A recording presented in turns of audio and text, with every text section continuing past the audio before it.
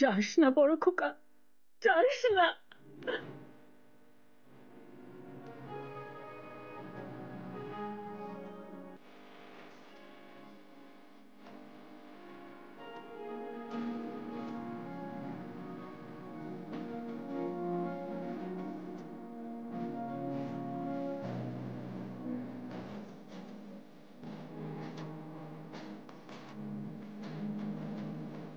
মা, ওদের ভালো রেখো, সব বিপদ থেকে রক্ষা করো মা।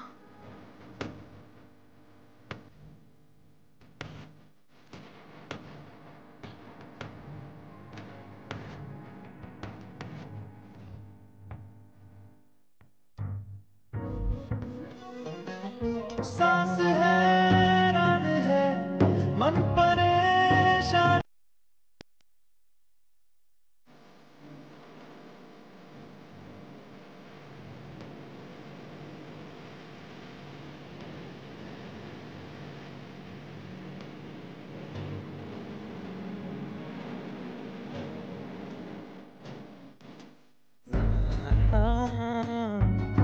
कभी जो धूप सेक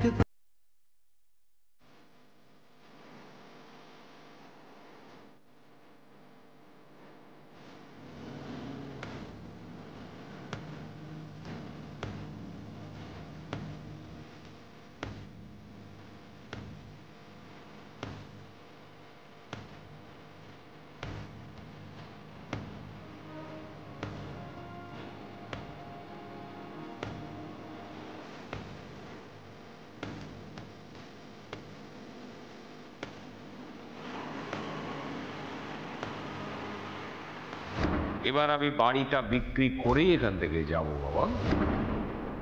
তাহলে আমরা চলে যাচ্ছি, কিন্তু এটা যে আজীবনের মতো যাওয়া, এটাই কিন্তু আর কোনো লুকোচাপা রইল না।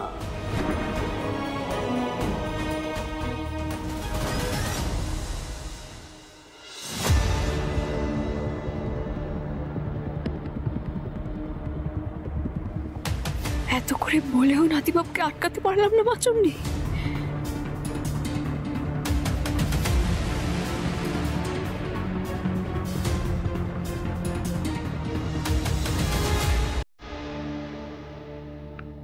আমি রাতে 3টে রুটি খাবো, সাথে বেগুন পোড়া হবে?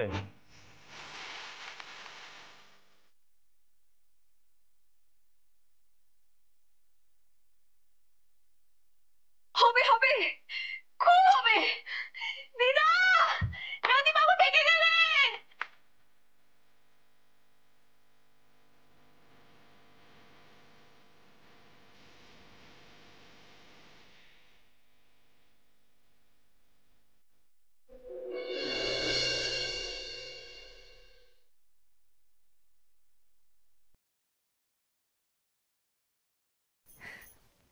আস্তে আস্তে আস্তে,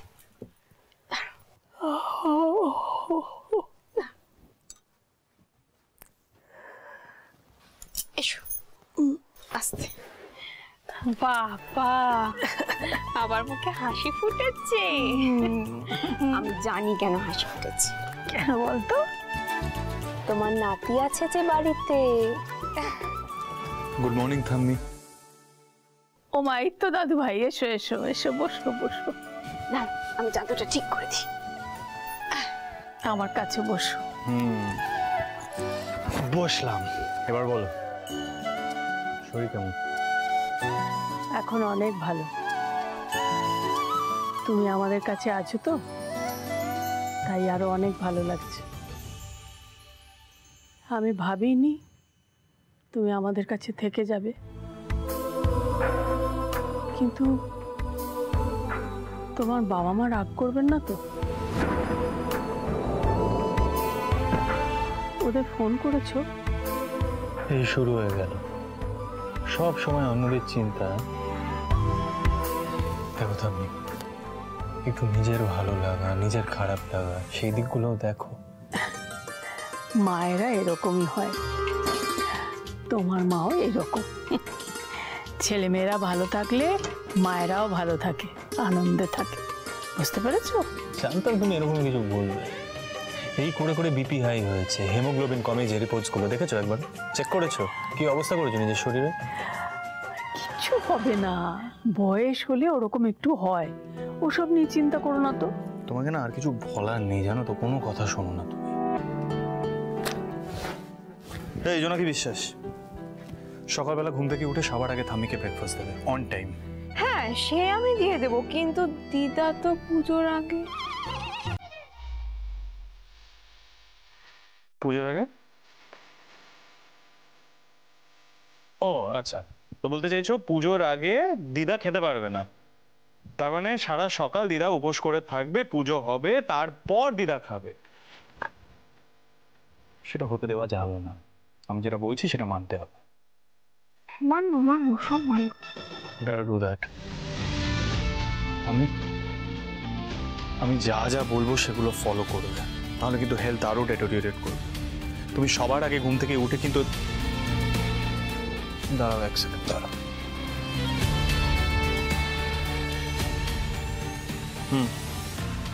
এই যে আয়রন ট্যাবলেটগুলো, ঘুম থেকে উঠে আয়রন ট্যাবলেটগুলো কনজিউম করবে, ঠিক আছে? ধরো।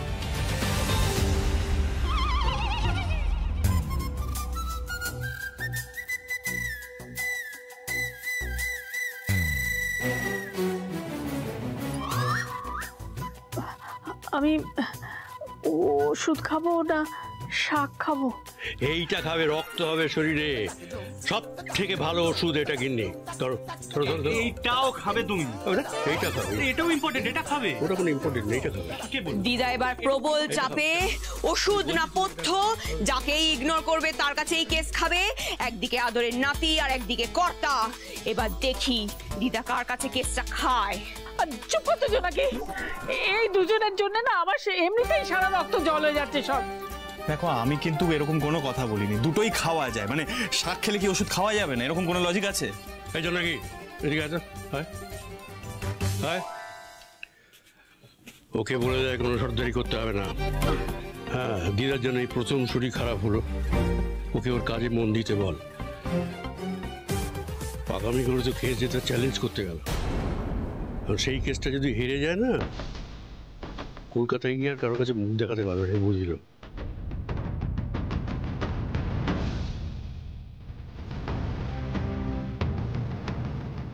জুতেকার কেসের ব্যাপারেই যাচ্ছি।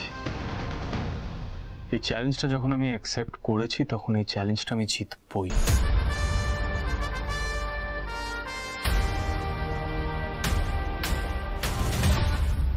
বাবা, চিড়ের পোলাও বুঝলে ধ্রুব, তোমার দাদুর সব মনে আছে। তুমি ছোটবেলায় চিড়ের পোলাও খেতে ভালোবাসতে, তাই আমায় বলে রেখেছিলেন আজকে সকালে বেরোনোর আগে তোমায় যেন চিড়ের পোলাও বানিয়ে দিই। নাও।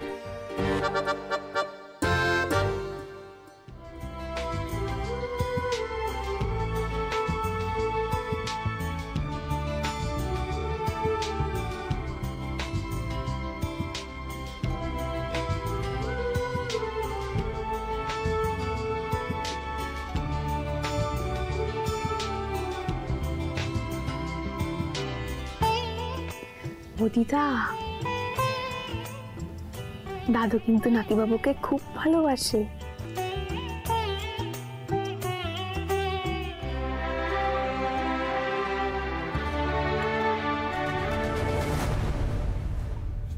ব্যাস হয়ে গেল।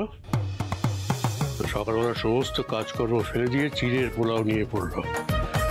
তোমাদের সবার চোখে কি টাইম কল লাগানো আছে? পান থেকে চুন খুসলে একবার টপ টপ টপ টপ করে জল পড়বে। কেন চোখের জল পড়ছে তুমি বোঝো না? সকাল সকাল গিয়ে দাদু ভাইয়ের পছন্দের খাবার বলে এসেছো, সে কি এমনি এমনি? এমনি এমনি করা হয়নি। তোমার নাতি জল খাবার না খেয়ে বেরিয়ে গেছে, আর সেটা যদি তুমি জানতে পারতে তাহলে আমার রক্ষা থাকতো।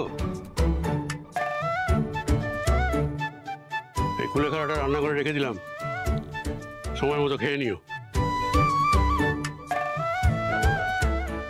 এটাই ছিল আইডিয়াল ক্লোজিং স্টেটমেন্ট। এখন আমি কারোর কথা শুনবো না, মানবো না, জাস্ট খাবো।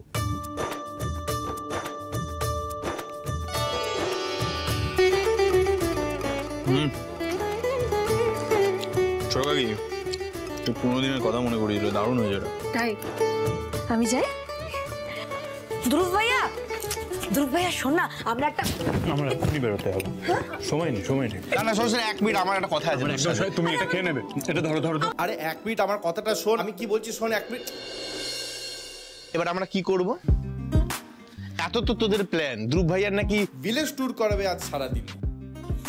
ঋতু আজ কোথাও যাবে না, ঠামি শরীর খারাপ, যাও ঠামির কাছে কি বসবো। না না কাম্মা, আসলে কি বলতো, ও আজকে বসতে টসতে পারবে না। আমরা ব্রেন স্ট্রম করে অনেক মাথা খাটিয়ে একটা প্ল্যান বানিয়েছি, ও আমাদের সাথেই বেরোবে গো। আর শোনো শোনো, আমি কি বলছি, দুপুর অবধি কেন অপেক্ষা করব? এখনই চলে যাই, এখন সব থেকে গেলে ভালো হবে। তো চ, এখনই বেরো। আজকে কেন, সেটা কাল বা পরশু হতে পারে। আজকে কি করব? আজকে তো ব্রেকফাস্টটাও তোমরা করোনি, এখনো বলছো। সেটা ঠিক করে, এখন যা টাইম হয়েছে আমরা বাইরে গিয়ে করে নেব। তুমি ঠিক সামনে নেবে। হ্যাঁ আরে আরে যাস না তো। সবাই তো বেরিয়ে গেল, আমাকেও তো একবার মায়ের কাছে যেতেই হবে। ওষুধটা দিয়ে এলাম, কিন্তু সেগুলো ঠিক করে খেলো কিনা, মায়ের শরীরটা আবার খারাপ হলো কিনা কে জানে। কিন্তু ঠাম্মির এই অবস্থা, কি করে যে বের হই।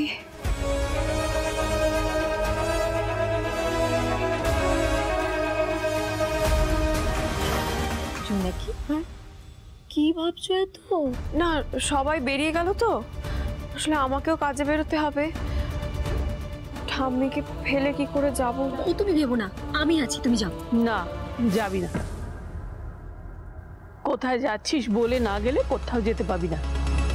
তোরা দুজনে দুমদাম বেরিয়ে যাস, ফিরতে রাত হয়, আমার ভীষণ চিন্তা হয়। কি বলবো আমি ঠাম্মিকে? সত্যিটা তো আমি বলতে পারবো না, আর মিথ্যেও তো আমি বলতে চাই না। তাই তো, না বলে কোথাও যেও না জোনাকি, একা যাচ্ছ যখন বলেই যাও না। দিদা, আমি ঈশ্বর দর্শনে যাচ্ছি গো, একবার দেখা করে আসি। মা আমার কাছে তো ঈশ্বরই ঠাম্মি। মা চণ্ডী, আমি কিন্তু মিথ্যে বললাম না ঠাম্মিকে। দেখো মেয়ের কাণ্ড। যা তাড়াতাড়ি চান টান করে নিয়ে বেরিয়ে পড়, দেরি করবি না কিন্তু। না না, আসছি। হ্যাঁ আচ্ছা।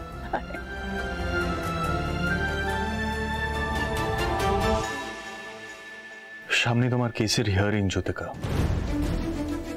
আমি জাস্ট একটা মেজর পয়েন্ট তোমার সামনে ক্লিয়ার আউট করে দিতে চাই। আমাদের বিপক্ষে যে লয়ার দাঁড়াবেন, he is the most powerful, the most successful and the most renowned advocate we have, mister Raghu Rai. দেখো জ্যোতিকা, উনি বিভিন্নভাবে তোমার উপরে মানসিক চাপ ফেলতে পারেন, কারণ উনি খুব একটা হালকাভাবে নিচ্ছেন না এই কেসটা। তো সেরকম কোনো প্রেশার আসলে তোমাকে প্রিপেয়ার থাকতে হবে। পড়ুক স্যার, যত চাপই আসুক আর যত বড় নামই হোক, আমি ভেঙে পড়বো না, কারণ আমি কোনো অন্যায় করিনি। That's right. ইনফ্যাক্ট এই কারণেই আমি তোমার কেসটা অ্যাকসেপ্ট করেছি জ্যোতিকা। দেখো, আমার তোমাকে কোনো কিছুই রিহার্স করানোর নেই। একটাই জিনিস, আদালতে গিয়ে শুধু সত্যি কথা বলবে, বাকি সবটা আমি হ্যান্ডেল করে নেব। কিন্তু আদালতে একটা বেসিক কন্ডাক্ট মেনটেন করতে হবে, কারণ রঘু রায় মাইট গেট ভেরি পার্সোনাল। তোমাকে অনেক ধরনের পার্সোনাল প্রশ্ন করতে পারে, ডেরোগেটরি প্রশ্ন করতে পারে, সেটার জন্য তোমাকে তৈরি থাকতে হবে।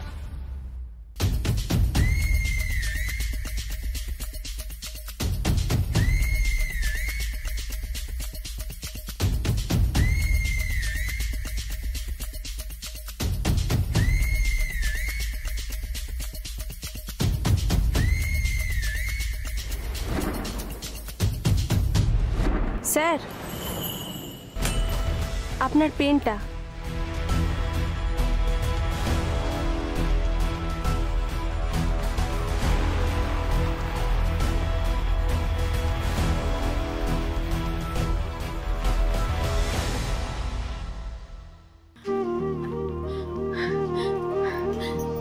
মা, ও মা, তুমি আজ আমার সাথে কথা বলবে না মা? মা, তুমি একবার সাড়া দাও না গো মা। ও মা, একবারের জন্য।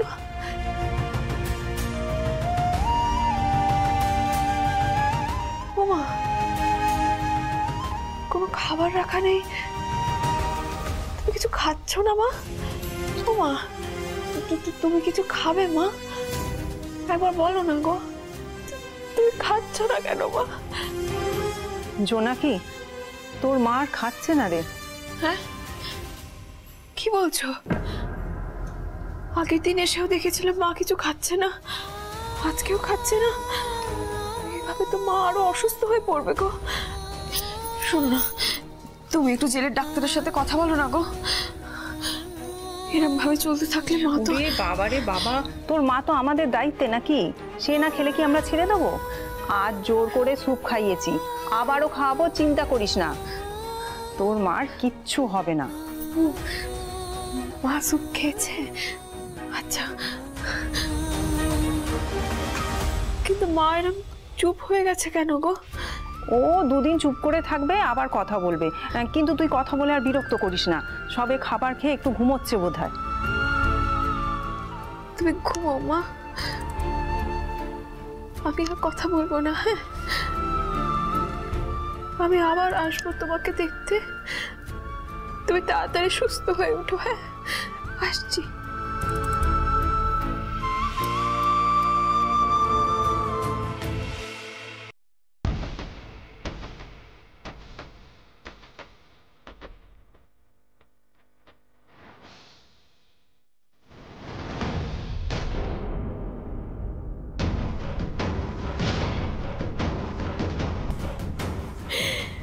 নাতিবাবু এখানে? এবার কি হবে? জোনাকি, আজ তোর কেস হোপলেস। জোনাকি বিশ্বাস এখানে কি করছো?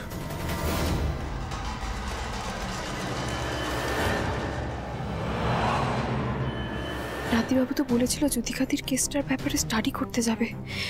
ইস, জেলে যে আসবে একবারও তো ভাবিনি সেটা। কি বোকা আমি! উফ, খুব সহজ একটা প্রশ্ন করছি, এখানে কি করছো তুমি? মানে এইবার আমি কি বলবো মা চণ্ডী? নাতিবাবুকে আবার মিথ্যে কথা বলতে হবে? আমি যে মিথ্যে বলতে চাই না, কিন্তু জেলার কাকা যে বারণ করে দিয়েছে। আমায় এবার বাঁচাও তুমি মা চণ্ডী। কি হলো? আমি তোমার একটা প্রশ্ন করলাম তো, এখানে কি করছো? ওই একটু এলাম আর কি। এলাম একটুখানি। জেলটা কি ঘুরে বেড়ানোর জায়গা নাকি?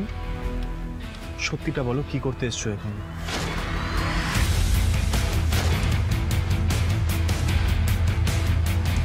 কিছু লুকাচ্ছ তাই তো? জোনাকি বিশ্বাস, কিছু লুকানোর চেষ্টা করো না। আবার জিজ্ঞাসা করছি, সংশোধনাগারে কেন এসেছো? কার সাথে দেখা করতে এসেছো? কেউ আছে তোমার? তুমি সত্যিটা বলে দি, বুঝলে? না না জোনাকি, না, একদম না। শোন জোনাকি, আমি যতদিন না তোকে ও বাড়িতে সত্যিটা বলতে বলছি তুই বলবি না, কেমন? আমি দেখা করতে এলাম আর কি। আপনি এখানে কেন এসেছেন? একটা প্রশ্নের উত্তরে আর একটা প্রশ্ন। গুড। তবে আমি যদি চাই আমি এক্ষুনি বার করে নিতে পারি তুমি এখানে কেন এসেছো।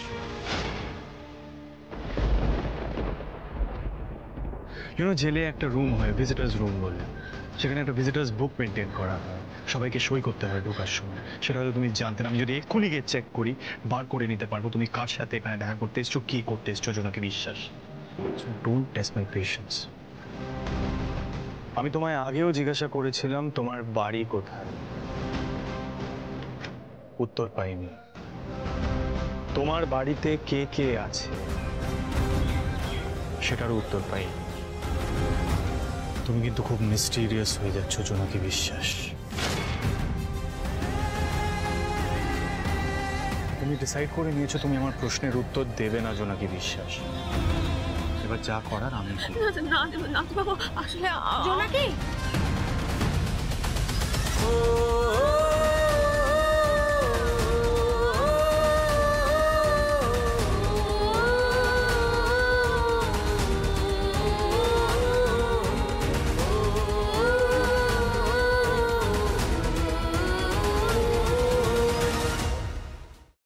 নাকি? জিনিসপত্রগুলো এনেছিস? হ্যাঁ হ্যাঁ। জানেন তো স্যার, জোনাকি আমার একমাত্র ভরসা। আমার যা যা দরকারি জিনিসপত্র সব তো ওই এনে দেয়। তো তুই এত দেরি করলি কেন? এই দেরি হয়ে গেল আর কি। তোমার সাথেই তো দেখা করতে এসেছিলাম। ওই প্রশ্ন করছিল তো।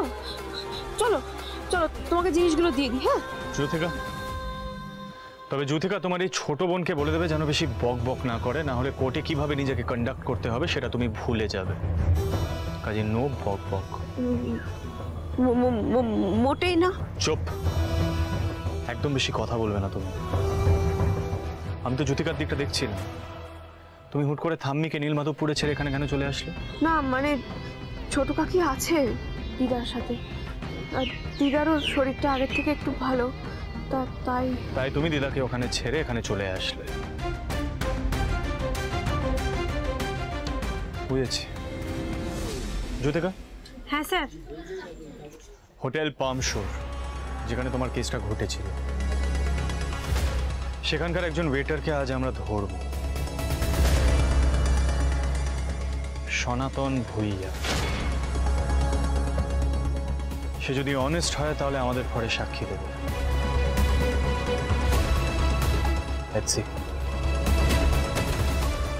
সনাতন ভুইয়া।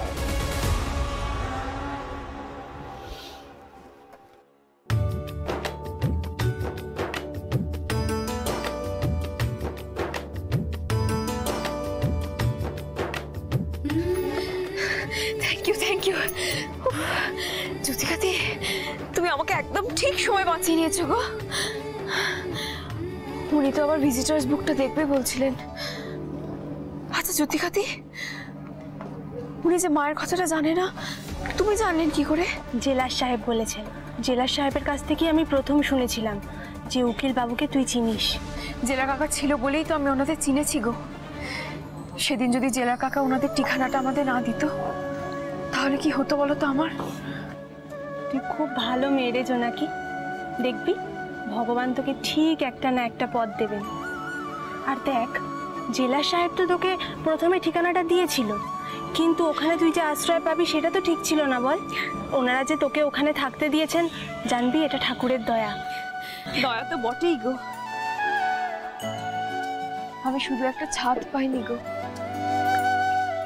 আমি একজন দাদু, একজন দিদাও পেয়েছি। জানো তো জ্যোতিকাদি, এতদিনের স্নেহ ভালোবাসা আসলে কি সেটা এই জন্য কি খুব ভালো করে বুঝতে পেরেছে। এবার তুই একটু ভালো থাক। তুমিও এবার ছাড়া পেয়ে যাবে জ্যোতিকাদি।